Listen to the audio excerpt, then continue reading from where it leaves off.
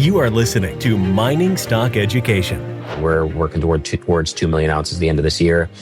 That's our target. But beyond that 2 million ounces, there's more than enough targets to work on. We often really harp on this 8.5 kilometer structure.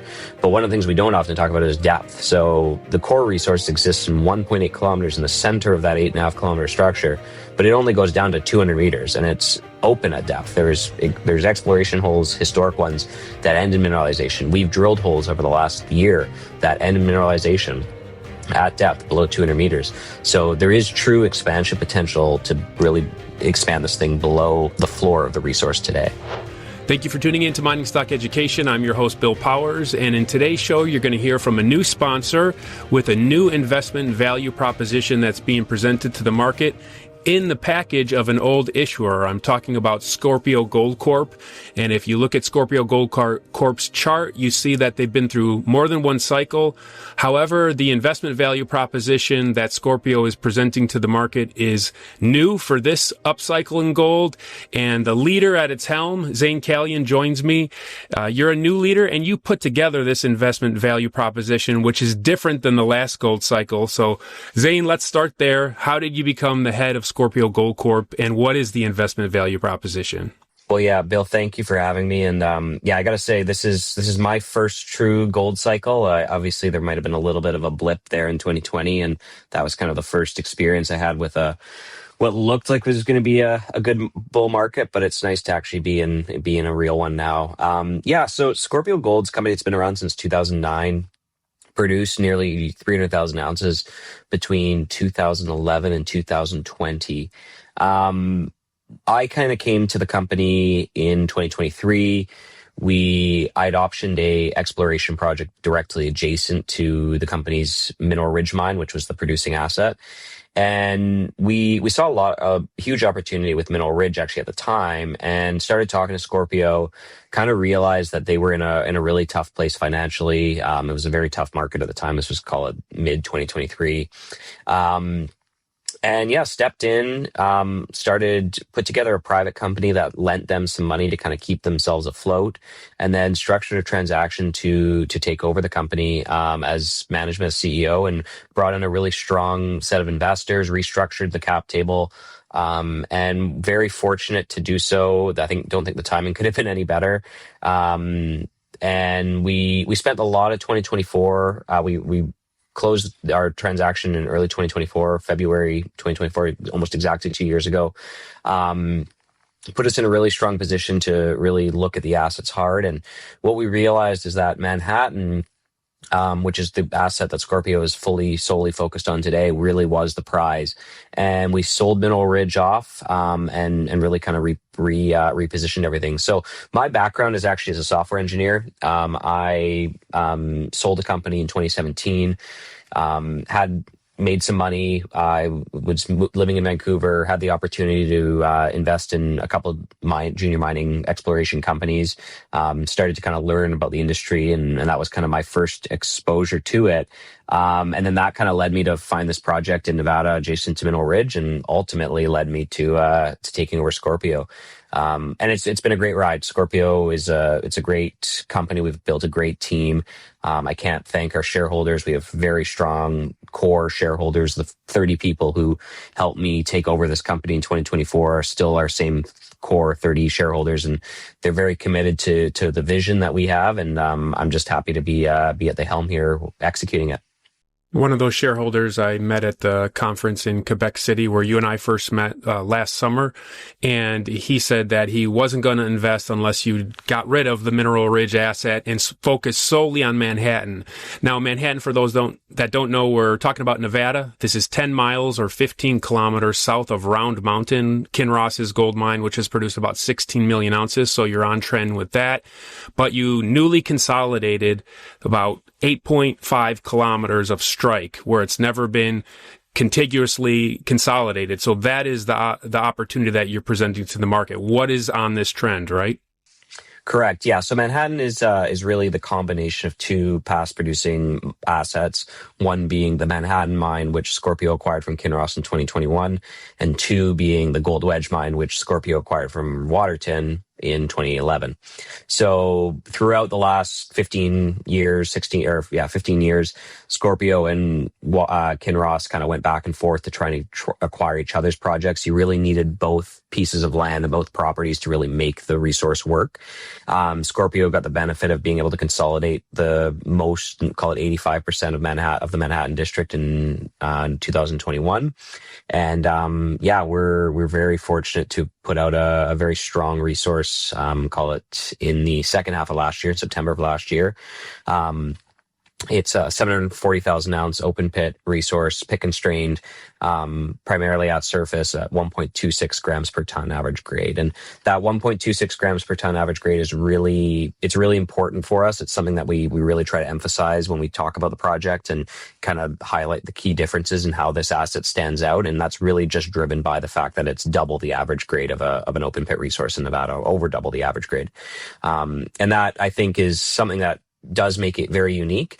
And then when you combine that with the fact that you have 4 histories of production across this entire land package, we're very comfortable in the metallurgy. This project, it's a low sulfidation epithermal vein deposit. It's amenable to cyanide. You had 92% recovery in the most recent met work that was done in 2012 by Kappas Cassidy, a prolific Nevada metallurgical lab. So we feel very comfortable in the metallurgy. And when you combine that with the 1.26 gram per ton grade, so you're getting high 90s from a full mill circuit, high 70s from cyanide alone, so heap leach, and then lower 70s from gravity by itself, you really do have an asset that stands out. And I think the only piece of that picture that we're really missing is scale, and that's what we're ultimately working towards right now. And that's 740,000 gold ounces. That's in the middle of this trend, we should point out too, right? So on the bookends of the trend, you actually have historic resources that you did not include in your current resource. Correct. Yeah. So we're talking about 740,000 ounces in 1.8 kilometers of a total 8 kilometer structure. So 8.5 kilometer structure, actually. And then, yeah, you're right. At either end, there's 2 historic resources, one at either end, that collectively end up with a 300,000 ounce resource at 7.9 grams. Now, I caveat that that's all historical. There is work to be done to get that compliant and really understand what the true numbers that exist at those either ends are.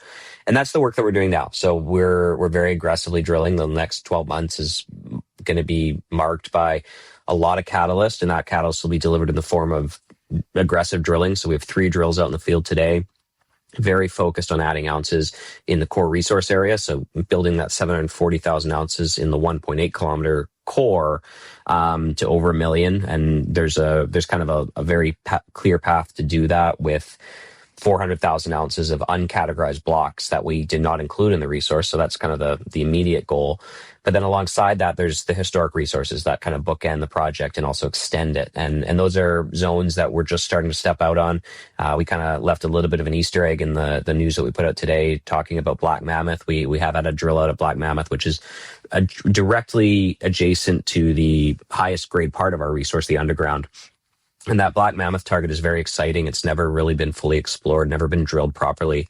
There's 18 holes on the backside of it that did form a resource, but they're not really core. And we see a lot of potential with where we're drilling now. And I hope to deliver some results on that in the coming weeks. But ultimately, goal is be very aggressive, deliver drill results very consistently. 3 drills out in the field does provide us a lot of core. We have a great team on site, processing core, cutting core, delivering core to their lab. And then we have a great relationship with our lab. Could not be happier. They deliver results to us every 7 to 10 days for gold assay, which is amazing. And I think that's in this market, if we can be forefront and continue to deliver like great results. And I think today was one of the best holes that we've ever drilled. I think it's a great path forward for the business and for the investor as well. So there's expansion potential, and there's also, as you're drilling fences currently within and around the area of your current resource, right? So if there's a high grade shoot, that's positive news, or if some of the expansion holes come back, that's where some of the upside would be. Correct. Yeah. So we're drilling fences, and that's in the core resource area. So that's just building out ounces, building out those, getting those categorized blocks upgraded. And then there's one drill kind of doing some of the more peripheral targets, testing the edges and filling in some of those other zones further to the south, so near the east bit. So that's kind of the edges of the resource. And then finally we have the third drill is really testing these peripheral targets. So the more step out targets being Black Mammoth, Hooligan, Keystone Jumbo to the southeast, and then April Fools eventually to the direct east. And to reiterate, this is a 50,000 meter program. You're about, 10,000 meters into this program now? Is that right? Yeah, we're about 10,000 meters in. I think the release we put out today said we have roughly just over 3,000 meters of assays pending, so holes pending. Every day we drill more meters. We're averaging 40 meters a day per drill. So it's about 120 meters a day for a 24-hour shift. And it's a lot of core to get through, but it's also very exciting. I think it's just showing that our goal is putting every dollar in the ground and building as much of a resource as we can. And this program is currently fully funded, correct? Fully funded. So yeah, we're fully funded till the end of the year. I would say that if there's an opportunity between now and the end of the year where it makes sense to raise money, definitely not at these prices. I think we feel that we're significantly undervalued, so would never even think about raising money at 45 cents Canadian. But if there's an opportunity that makes sense in the next 12 months or call it 11 months to raise money, we probably will take it, and we'll take it in the context of much higher valuation, one, but the core goal of that will be so that we can get more drills out there. So we're not going to just keep drilling three drills. We'd probably go to 5 or 6. And what is the treasury at right now? We're just over just under 12 million Canadian today. So you raised $8 million from Ross Beatty and Eric Sprott. How did that financing come about? That was a few months ago. Yeah, so Leo Hathaway, who unfortunately was unable to join us today, but I'm sure we'll get him on the next call. Leo is a very talented geologist, had a number of successful exits with Ross and the Lumina Group, worked with Ross for 25 plus years. Leo obviously has a very good relationship. He was kind of coming off the back of the sale of Lumina Gold. And he reached out, and him and I have a existing relationship. He was already an advisor to Scorpio and a shareholder.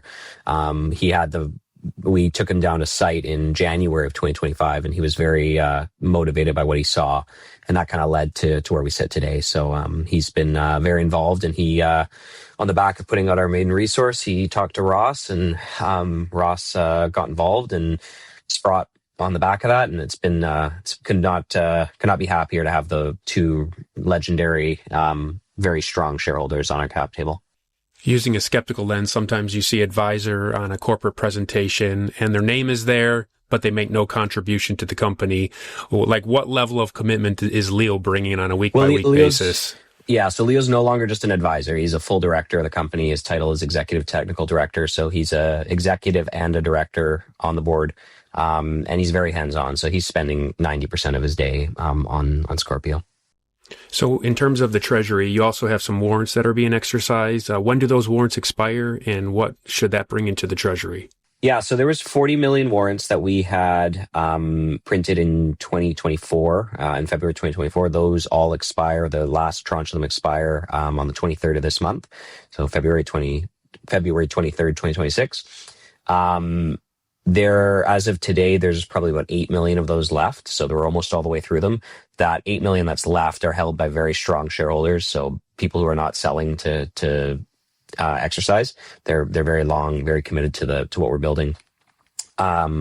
So yeah, it's getting through that last kind of tranche of those 40 million warrants, I think is going to be good, is going to be really important. Those are at 20 cents, so they are in the money significantly.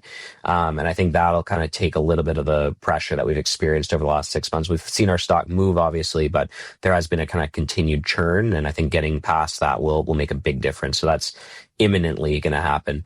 There's a remainder, I think it's roughly 6 million warrants on top of that at 25 cents, but those don't expire for a while. And I think a lot of those are going to continue to be exercised. So I'm not, and again, those are held by very strong shareholders. So I'm not too worried that you're going to see a lot of pressure from those.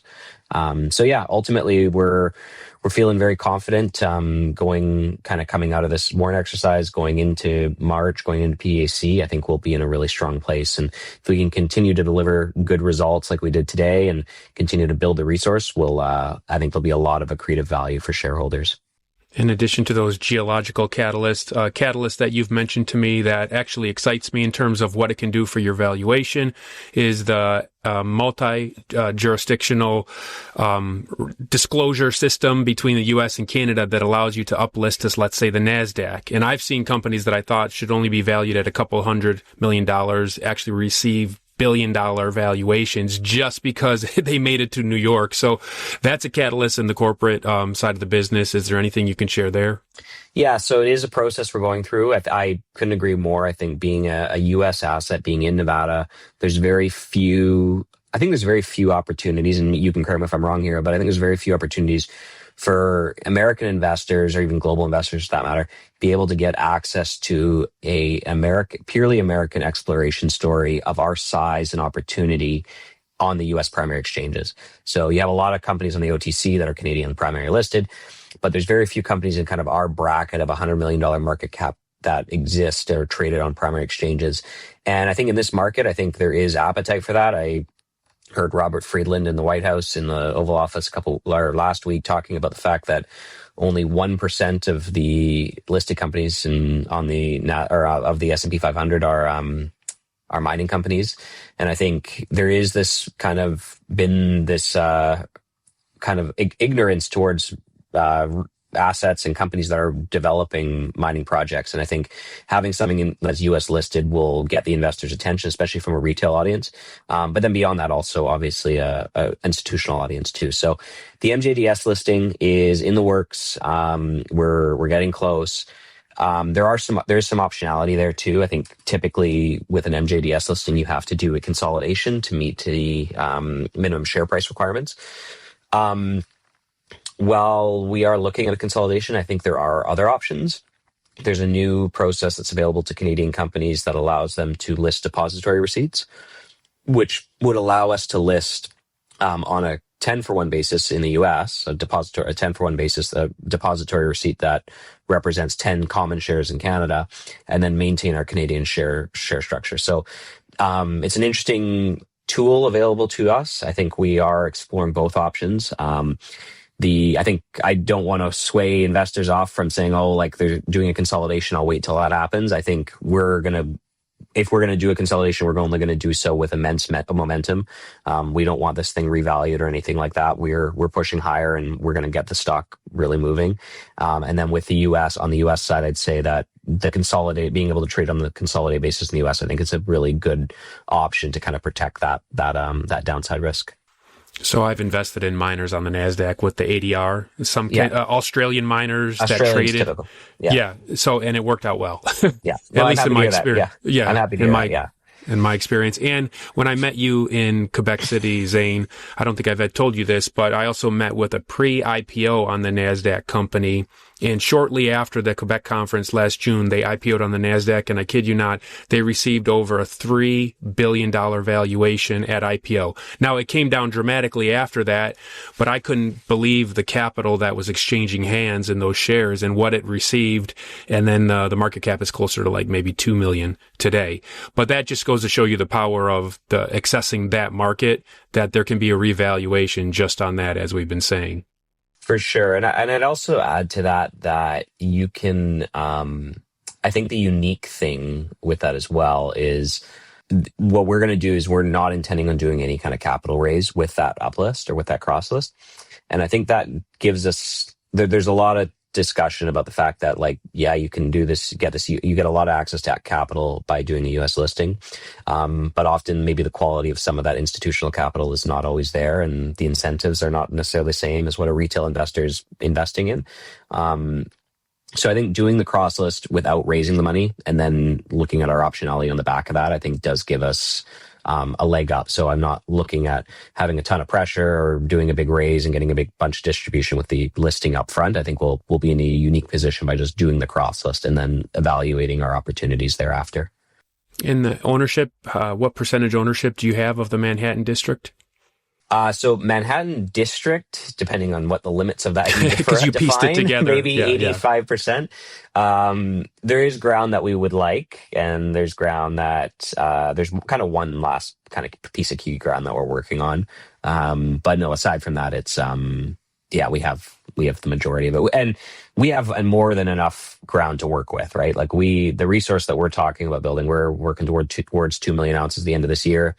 That's our target. But beyond that 2 million ounces, there's more than enough targets to work on. Like one thing we talk a lot about when we talk about the exploration potential is the strike length. So we often really harp on this 8.5 kilometer structure. But one of the things we don't often talk about is depth. So the core resource exists in 1.8 kilometers in the center of that 8.5 kilometer structure, but it only goes down to 200 meters, and it's open at depth. There's exploration holes, historic ones, that end in mineralization. We've drilled holes over the last year that end in mineralization at depth below 200 meters. So there is true expansion potential to really expand this thing below, call it the core, the floor of the resource today. Okay, and you said every 3 weeks or so you're going to be releasing news to the market, right? So this is a speculator's, this is what we like.